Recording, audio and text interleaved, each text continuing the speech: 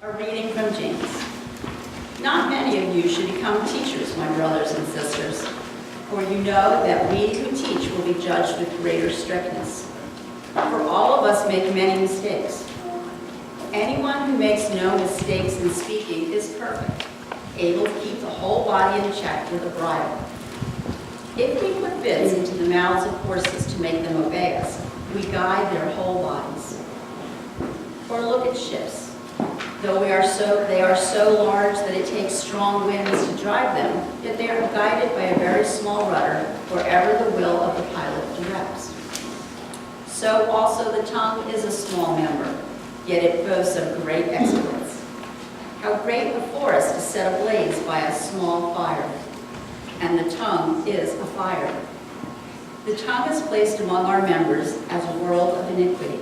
It stains the whole body, sets on fire the cycle of nature, and is itself set on fire by hell.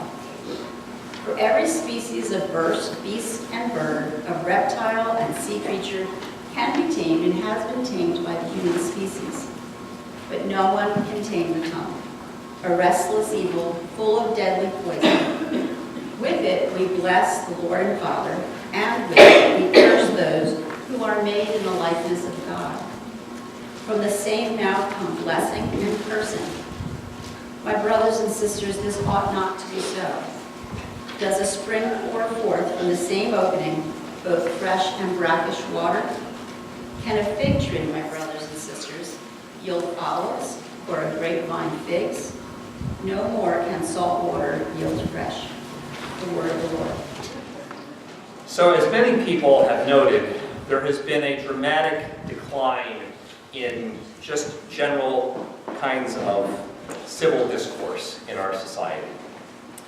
For years now, it seems that even though there have always been times of heated discussions and everything, things have gotten worse lately.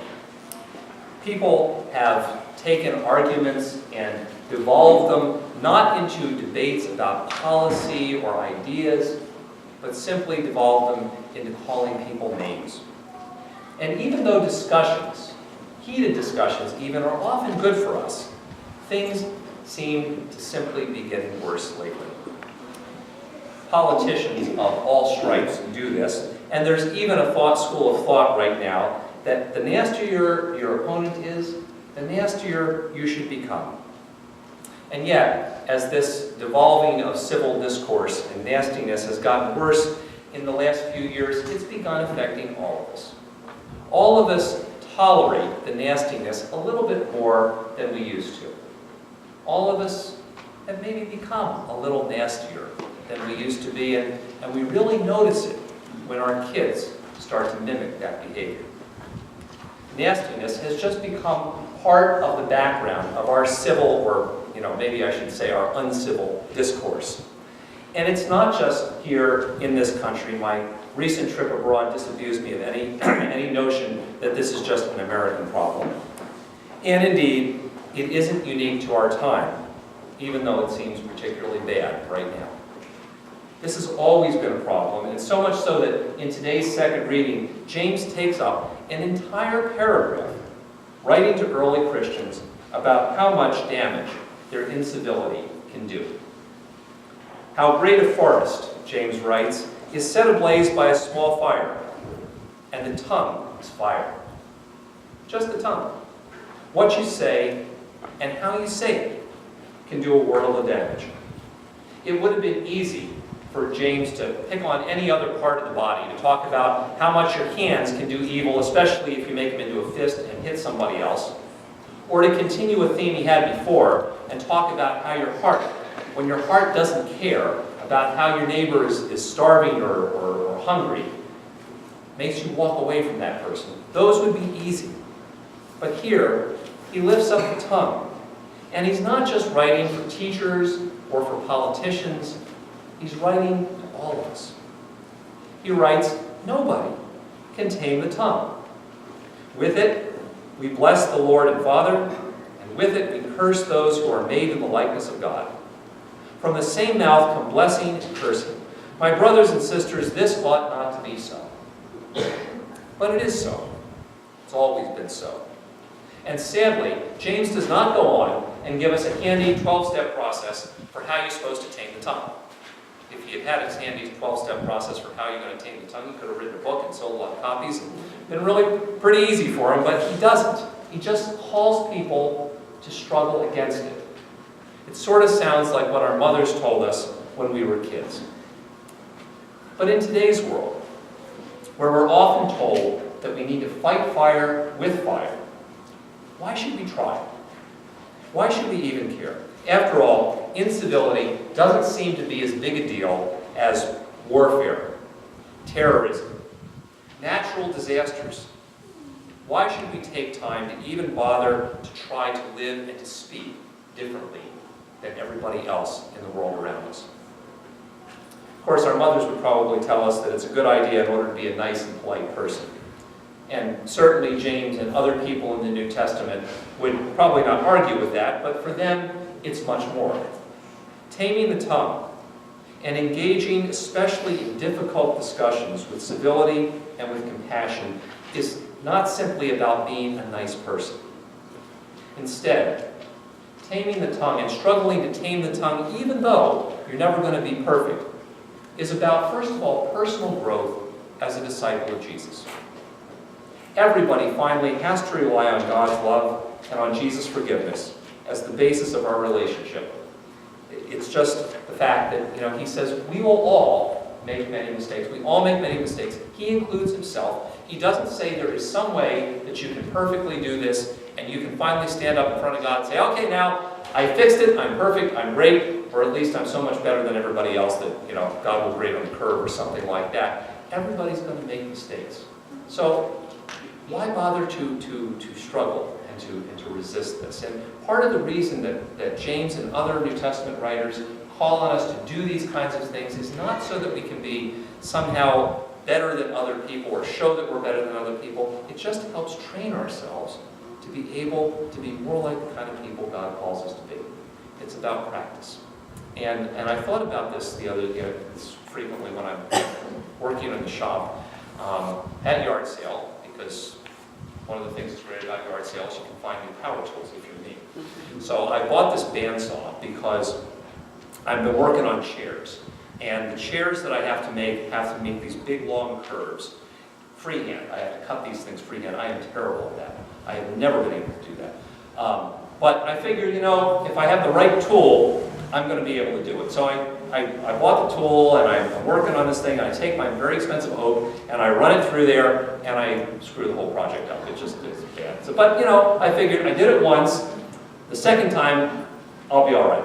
So I did the second time through, and I screwed it up again.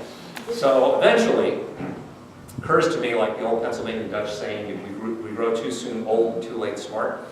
It occurred to me that I really need to just go over to Home Depot or Lowe's and buy a bunch of scrap lumber. And I just need to practice it.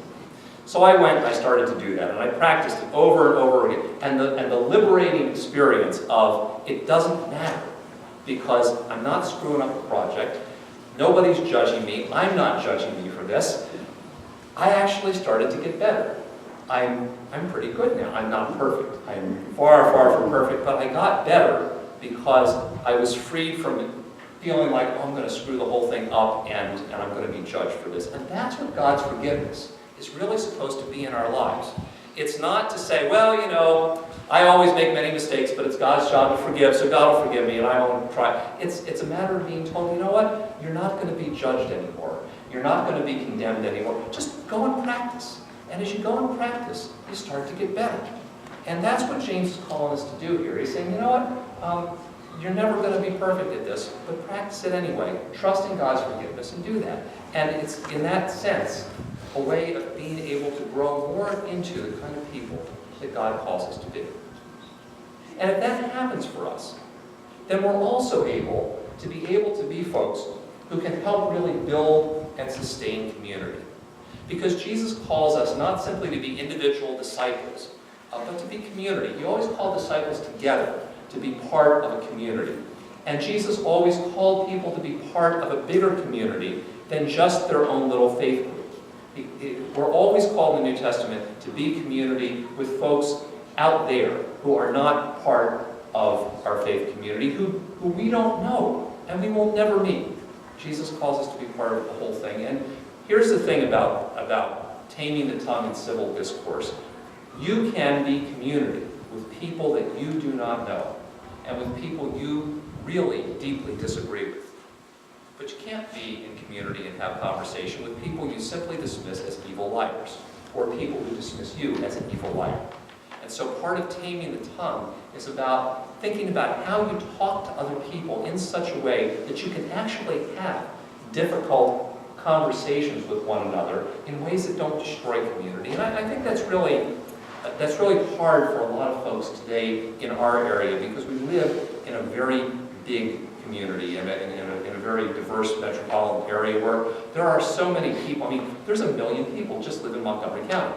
There are 6 states in the United States that have populations lower than our county. There are so many people who live in Montgomery County, there are almost as many people as there are deer. Which you laugh because it's true, or it seems to be true. And so that's why it just seems easier around here that people aren't like flipping each other off on the Beltway, because they figure, well, I'll never see those people again. I don't know who those people are.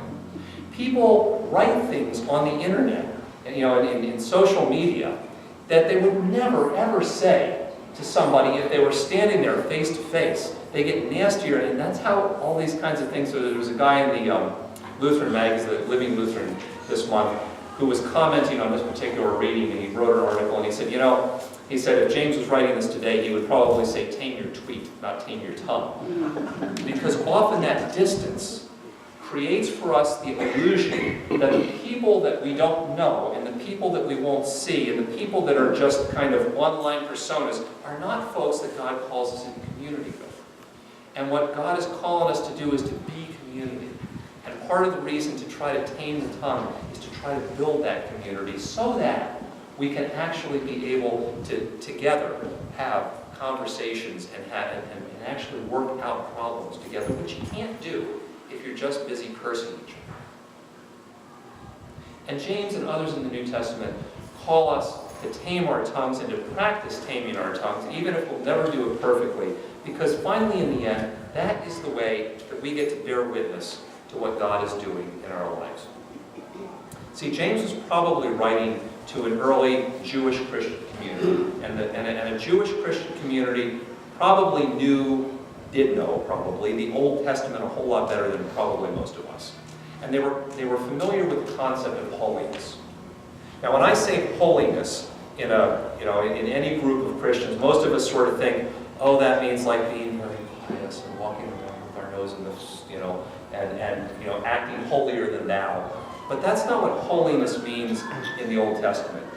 God says, I am holy, and that meant I am special, I am unique, I am different from everything else you experience and everything else any other so-called God there is.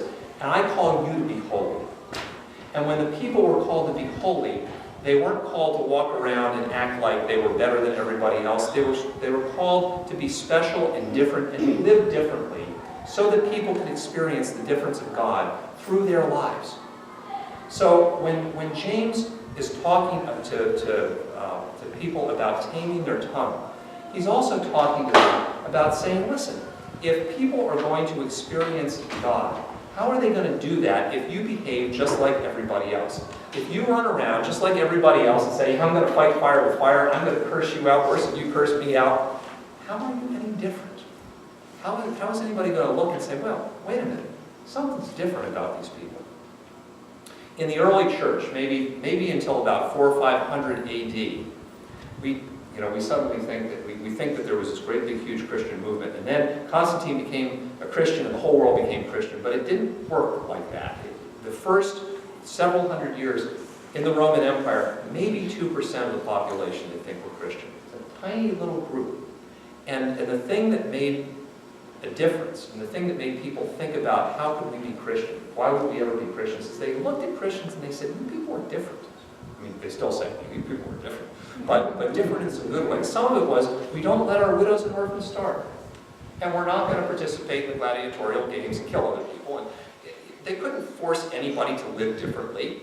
There was no such thing as, taking over the government and creating new. But they just said, we're going to live differently. And people said, what is this about you guys? You guys are different. And that made people take a closer look at Jesus. That made people take a closer look at what this whole Christianity thing was all about. It was because people lived differently. And so, part of what James is calling us to do in a modern day is to kind of sit around and look around and say, you know what, we're not going to do that kind of civil incivility with each other. We're still going to have difficult conversations with each other. We're still going to have hard conversations. We're going to struggle to figure out what the right thing is, but we're not going to reduce it to the name-calling and the cursing of each other that so often goes on in our society. If we model that for others, people at least will look around and go, oh, maybe there's a different way to live. Maybe this God they talk about really is different from what we've heard or experienced. So a lot of times, we focus on, as Christians, on some important things like feeding the hungry and advocating for justice, and those are all good things. But sometimes, the most important things we do every day are showing who God is in our lives by striving to do simple things, like taming our tongues, which, as James points out, isn't so simple as it first seems. Taming our tongues may not seem like it's a huge big deal.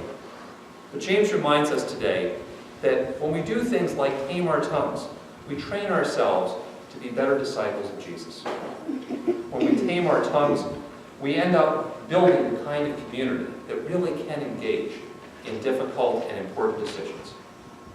And it's often the case that when we tame our tongues, our words become less about us and more about the God who empowers us.